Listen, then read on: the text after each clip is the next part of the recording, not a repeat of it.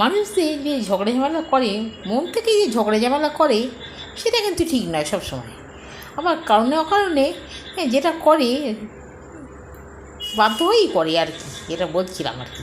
যেটা হয়, এই আমার কথাই ধরুন, আমি সেই সকালবেলা ভোর সকালে মানে 11টার সময় ঘুম থেকে উঠে যেটা হয়, এই দাঁত মুখ ঘুম থেকে ওঠার পরে একটু দাঁত মুখ মেজে একটু রেস্ট নেবো বলে ফোনটা নিয়ে বসি, অমনি না বাড়ির লোক তাড়া দেয়।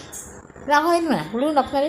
আমি এত কষ্ট করে এতক্ষণ ধরে ঘুমিয়ে উঠলাম, পরিশ্রম হলেও না, একটু জিরিয়ে না নিলে হয়? যেই মোবাইলটা নিয়ে বসলাম, অমনি তাড়া দেয়, কিরে আর কতক্ষণ মোবাইল দিয়ে বসে থাকবি? তারপরে যেটা হয় কী বলুন তো, মোবাইল ঘাঁটতে ঘাঁটতে ওই 1টা নাগাদ বেজে যায়, রান্না বান্না তখনও কিছু হয় না। তারপরে যে আমি রান্নাঘরে যাই, অনেক তাড়া দেয়। আমি ভাবছি রান্নাঘরে গিয়ে এখন কি রান্নাটা বসাবো না ফোনটা গিয়ে দেখবো আর একবার, এটাই ভাবে চিন্তা মাথার মধ্যে চলে। আর এদিকে বাড়ির লোক তাড়া দেয়, আর কতক্ষণ রান্নার দেরি? বলুন, রাগ হয় না? মানুষটা আমি বেজায় ভালো, এইগুলো বলে বলে তো আমি রেগে যাই আর কি। কী আর করবো বলুন দেখি? রান্নার ফাঁকেও তো মাঝে মাঝে ফোনটা নিয়ে অবসরের জন্য বসতে হয়। ফোনটাকে আবার অনেকক্ষণ না দেখলে কেমন মনটা খারাপ করে না? ছোটো বাচ্চার মতোই তো ফোনটা, বলুন আপনার। এই জন্যেই তো আর কি চেঁচামেচিটা। না থাক, কী আর বলবো, দুঃখের কথা।